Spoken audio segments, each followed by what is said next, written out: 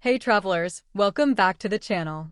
Version 6.3 is finally around the corner, and with it we are getting Columbina, a 5-star Hydro Catalyst who can work both as a support and as an off-field damage dealer.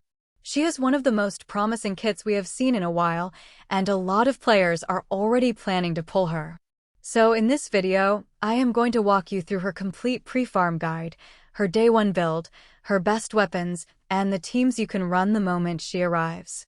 If you still don't know how her kit works, I have already covered that in a previous video. The link is in the description.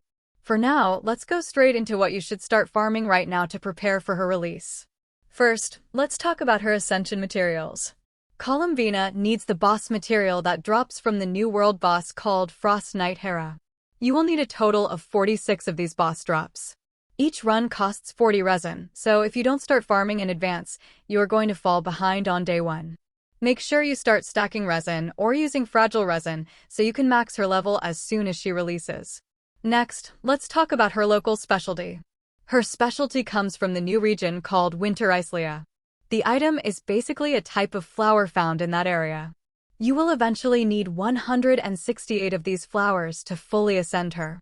Obviously, you cannot pre-farm this yet since the region is not released, but the moment 6.3 drops, this is the first thing you should pick up. After that, she needs slime materials for both Ascension and Talents. You will need 36 slime condensates, 96 slime secretions, and 129 slime concentrates. These can be easily pre-farmed, so don't be lazy here. Get them out of the way. Now, let's move to her talent books. Columbina uses the Teachings of Moon talent series.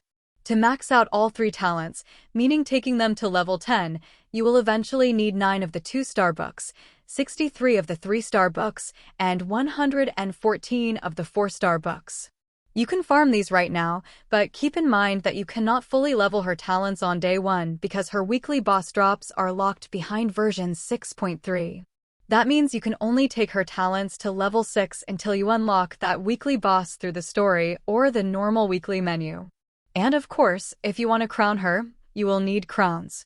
If you only want to crown her skill and burst, you need 2 crowns. But if you plan to play her on field and want to crown all 3 talents, you will need 3 crowns in total. Alright, now let's talk about her day 1 artifact build, and this is extremely important. Columbina has 2 different paths depending on whether you want her as a support or as a damage dealer. If you want maximum damage from her, the best set is the brand new artifact set coming in version 6.3. The 2-piece bonus gives 80 elemental mastery, and the 4-piece bonus increases her off-field damage by up to 40%. This set is tailor-made for her sub-DPS role and will give you the highest personal damage. But if you want her as a support, then the Silken set is easily the best option.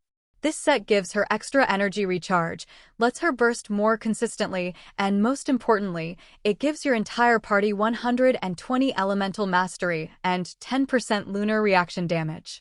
In teams like Nefer, Llama, or reaction-focused teams, this set is insanely strong.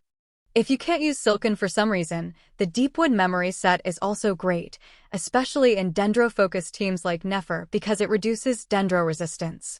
If someone else on your team can hold Deepwood, then Columbina can stay on Silken, which is ideal.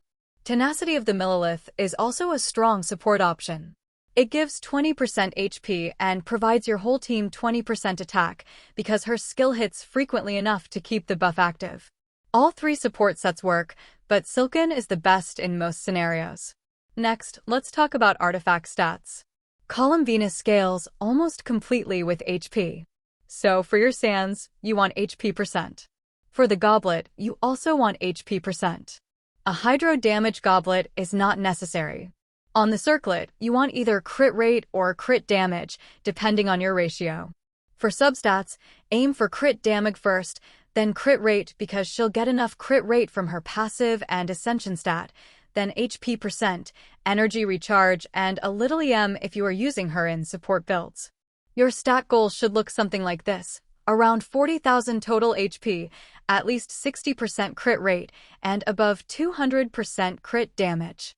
Her energy requirements will usually be around 160%, but this depends on your team and weapons. Moving on to weapons. If you are a free-to-play player, Prototype Amber is absolutely her best option. At Refinement 5, it gives HP, it gives energy, and it gives healing to the entire team. This weapon synergizes perfectly with her kit and fixes most of her early energy issues. If you still need more energy for your burst, Favonius Codex is another amazing option.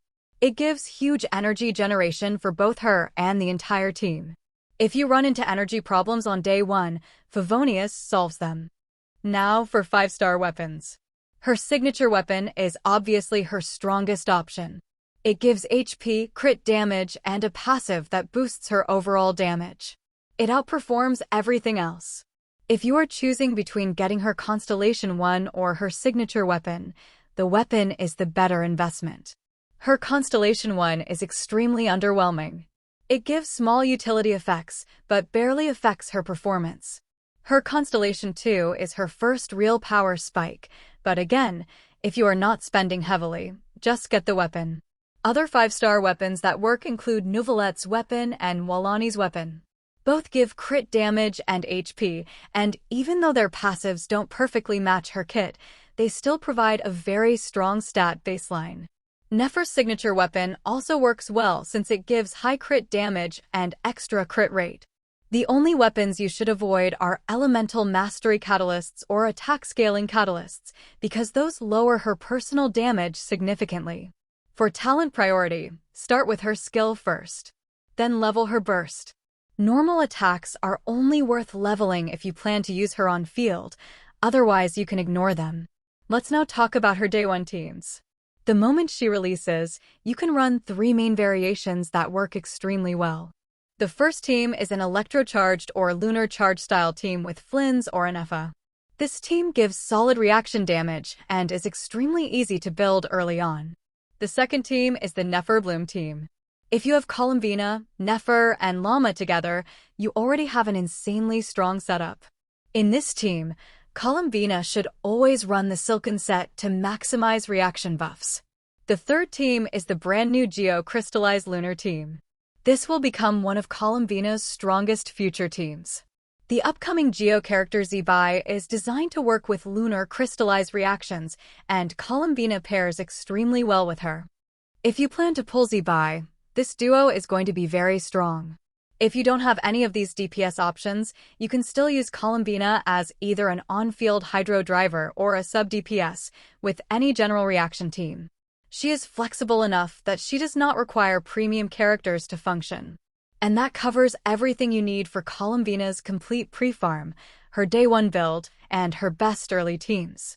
I hope this helped you prepare properly so you can build her instantly when version 6.3 drops. If you are new to the channel, make sure to like and subscribe for more guides and updates. I will see you in the next one. Take care and have a great day.